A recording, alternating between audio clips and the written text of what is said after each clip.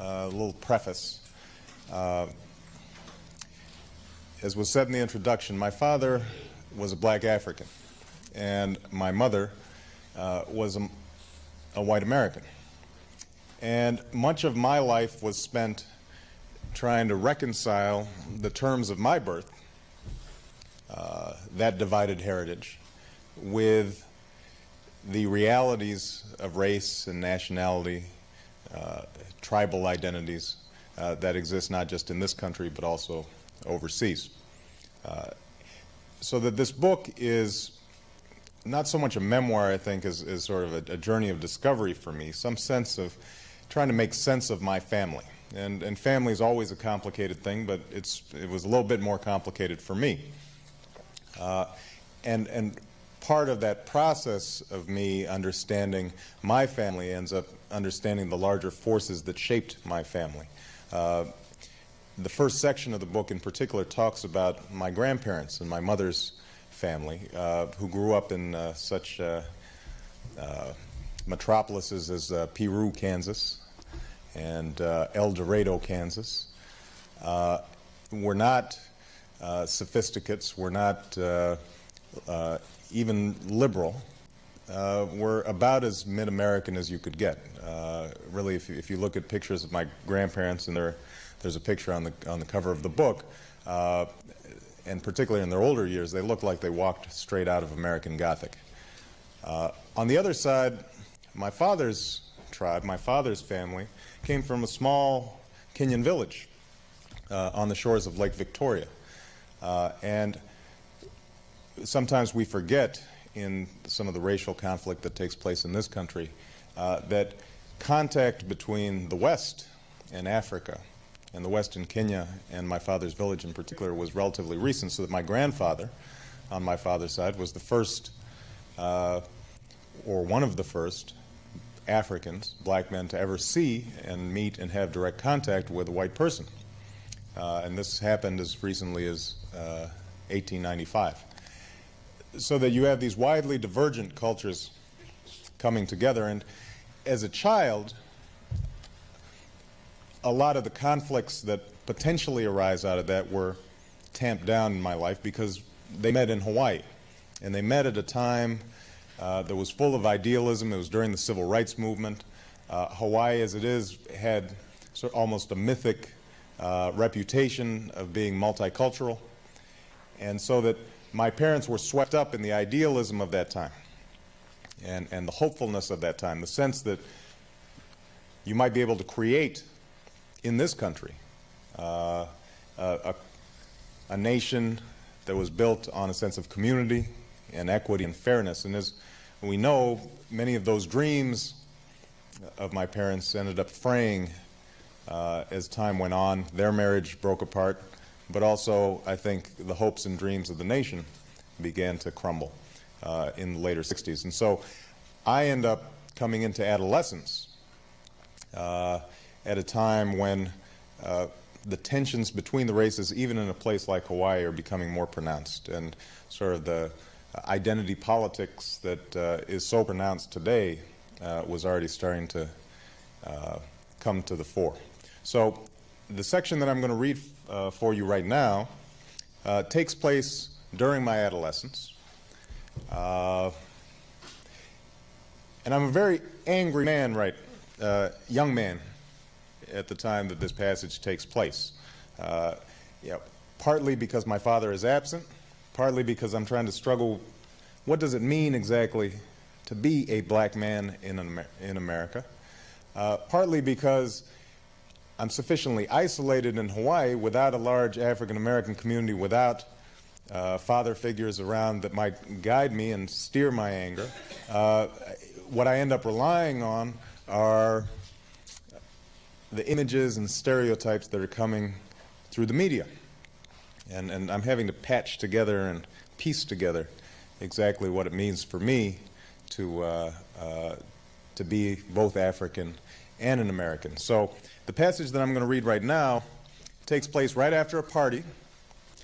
And what's happened is that typically when I went to parties in high school, oftentimes there were 3 or 4 black people in a room of 300. So finally, a black friend of mine and myself decided to invite some white friends to a black party out in an Army base, out in Schofield Barracks, one of the major Army bases in Hawaii. And we immediately sensed that they're a little uncomfortable being in this minority situation. You know, they're sort of trying to tap their foot to the beat. You know, they're being extraordinarily friendly. And after a while, they decide, after about half an hour, they say, well, Barack, let's get going. You know, we're feeling kind of tired, we're feeling this or that. And suddenly, this sense that what I have had to put up with every day of my life is something that they find so objectionable that they can't even put up with it for a day. And these are good friends of mine and folks who had stood by me for many years. Something is triggered in my head, and I suddenly start seeing, as I say in this passage, a new map of the world. A couple of other notes of explanation. As I work through this anger, this sense of betrayal, I discovered that I'm feeling that same sense of betrayal from my family. It all starts coming together. And some of the characters in the book, there will be Gramps, in this passage rather. Gramps is my grandfather. Toot is my grandmother. That's short for Tutu, which in Hawaii means grandmother. At the time when I was born, she decided she was too young to be called Granny, or Grams, so we called her Toot. And the passage finally ends with me having a conversation with a close friend of my maternal grandfather, a close friend of Gramps, a black man from Kansas named Frank, actually at the time a fairly well-known poet named Frank Marshall Davis, who had moved to Hawaii and lived there. And so I have a discussion with him about the kinds of frustrations I'm having, and he sort of schools me on that I should get used to these frustrations. So let me dig in.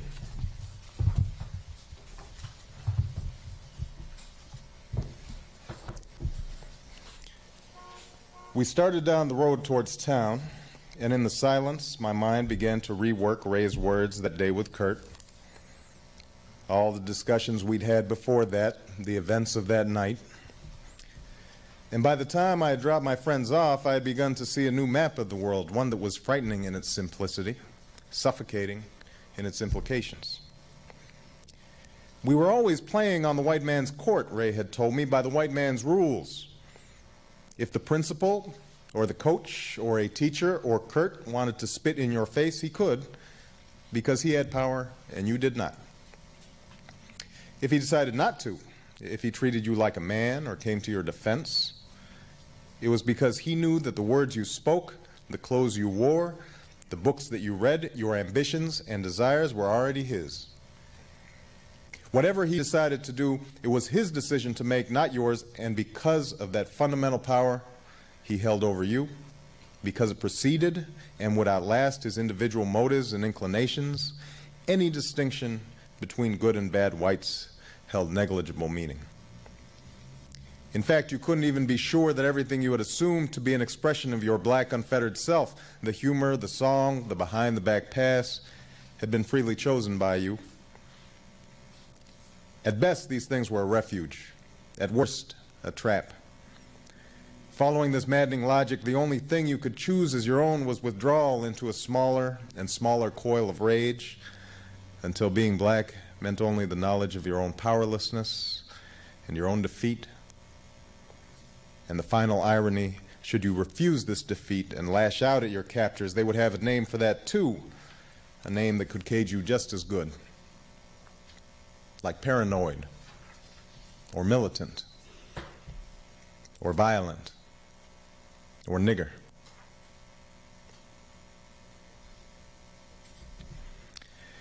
Over the next few months, I looked to corroborate this nightmare vision of mine.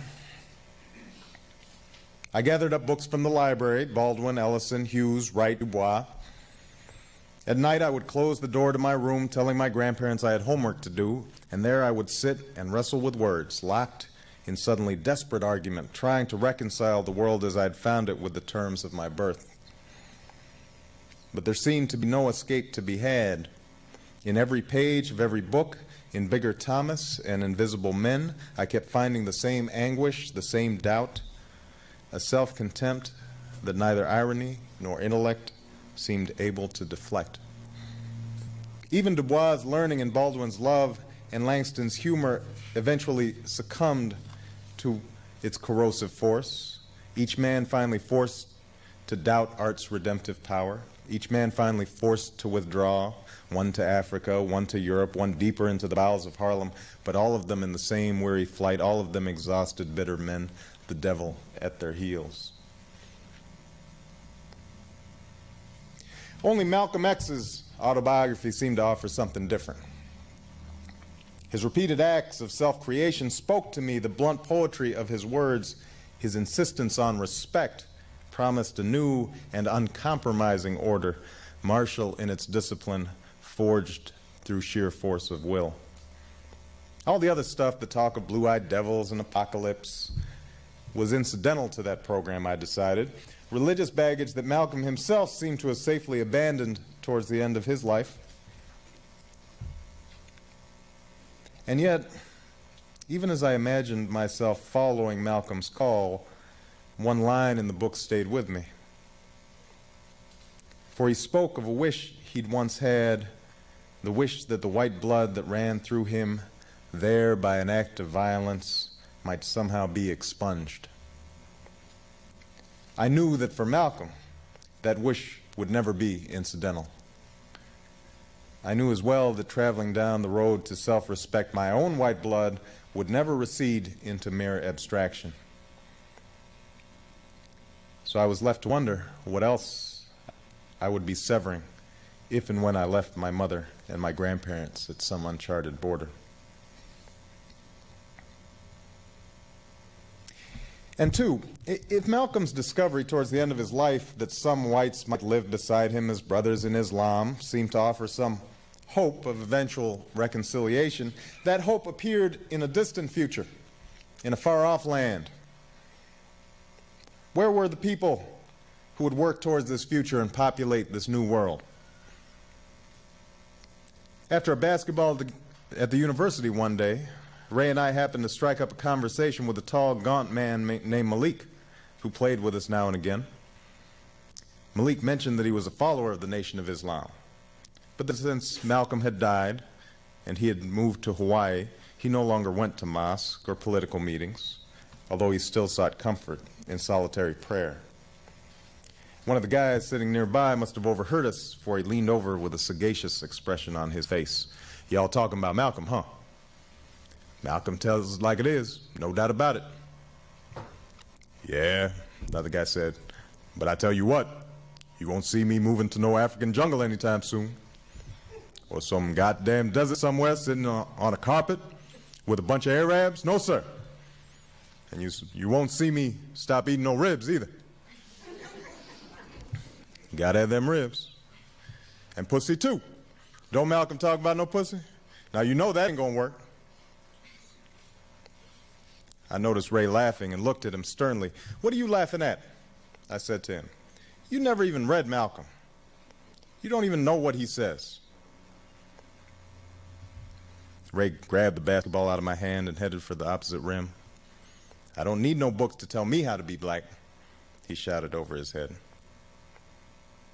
I started to answer, then turned to Malik, expecting some words of support. But the Muslim said nothing, his bony face set in a faraway smile. I decided to keep my own counsel after that, learning to disguise my feverish mood. A few weeks later, though, I awoke to the sound of an argument in the kitchen, my grandmother's voice barely audible, followed by my grandfather's deep growl. I opened my door to see Toot, that's my grandmother, entering their bedroom to get dressed for work. I asked her what was wrong. "Nothing. Your grandfather just doesn't want me to drive me to work this morning, that's all." I entered the kitchen and saw Gramps was muttering under his breath. He poured himself a cup of coffee as I told him that I'd be willing to give Toot a ride to work if he was feeling tired. This was a bold offer, for I did not like to wake up early. He scowled at my suggestion. "That's not the point. She just wants to make me feel bad."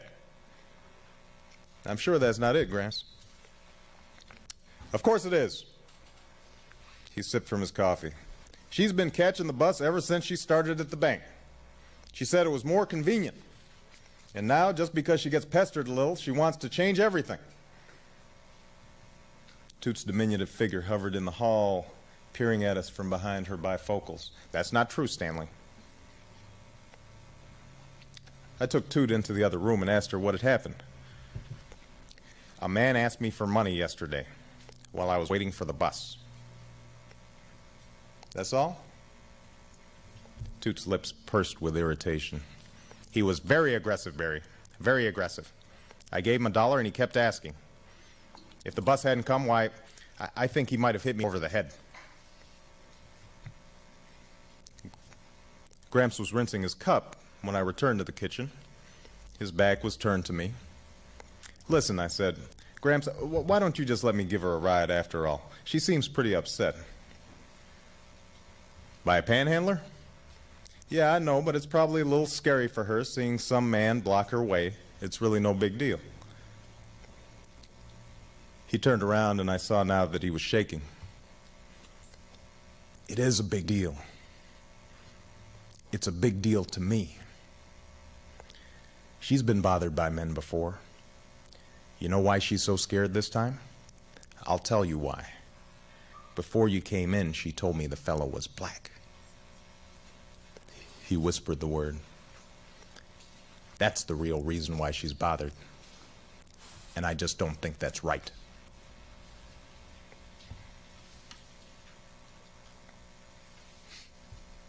His words were like a fist in my stomach, and I wobbled to regain my composure. In my steadiest voice, I told him that such an attitude bothered me too, but assured him that Toot's fears would pass and that we should give her a ride in the meantime. Gramps slumped into a chair in the living room and said he was sorry he had told me. Before my eyes, he grew small and old and very sad. I put my hand on his shoulder and told him that it was all right. I understood. We remained like that for several minutes in painful silence. Finally, he insisted that he drive Toot after all, and struggled up from his seat to get dressed. After they left, though, I sat on the edge of my bed and thought about my grandparents. They had sacrificed again and again for me. They had poured all their lingering hopes into my success. Never had they given me reason to doubt their love, and I doubted if they ever would. And yet I knew that men who might easily have been my brothers could still inspire their rawest fears.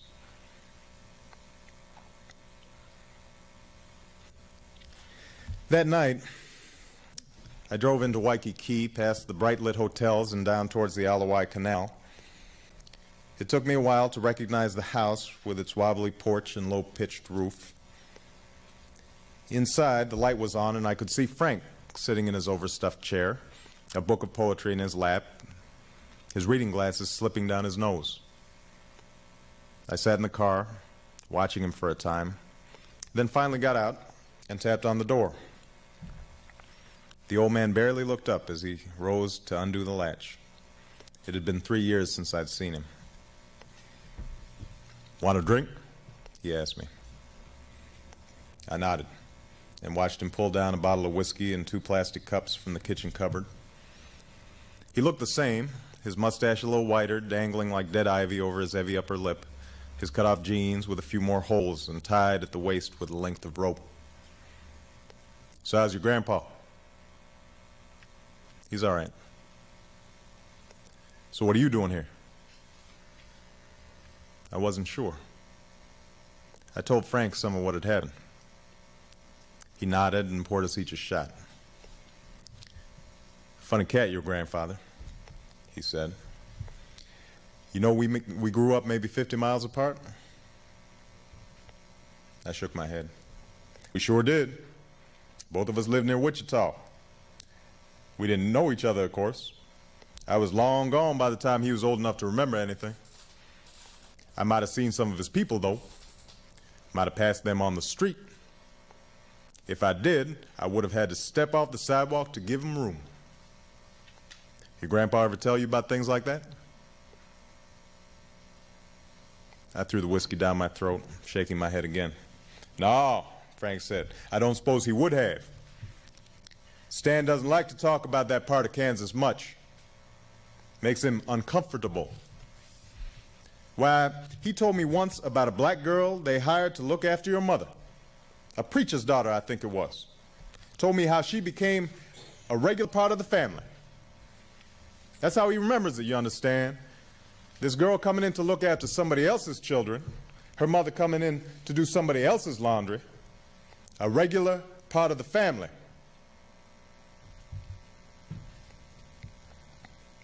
I reached for the bottle, this time pouring my own. Frank wasn't watching me now. His eyes were closed, his head leaning against the back of his chair, his big wrinkled face like a carving of stone. You can't blame your grandfather for what he is, Frank said. He's basically a good man. But he doesn't know me any more than he knew that girl that looked after your mother. He can't know me, not the way I know him. Maybe some of these Hawaiians can, or the Indians on the reservation. They've seen their fathers humiliated, their mothers desecrated. But your grandfather will never know what that feels like. That's why he can come over here and drink my whiskey and fall asleep in that chair you're sitting in right now. Sleep like a baby. See, that's something I can never do in his house. Never. Doesn't matter how tired I get, I still have to watch myself. I have to be vigilant for my own survival. Frank opened his eyes. What I'm trying to tell you is, your grandma's right to be scared. She's at least as right as your grandpa is. She understands that black people have a reason to hate. That's just how it is. For your sake, I wish it were otherwise. But it's not. So you might as well get used to it. Frank closed his eyes again. His breathing slowed until he seemed to be asleep. I thought about waking him, then decided against it and walked back to the car. The earth shook under my feet, ready to crack open at any moment. I stopped, trying to steady myself, and knew for the first time that I was utterly alone.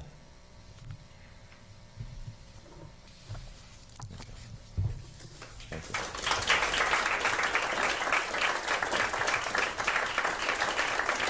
Thank you.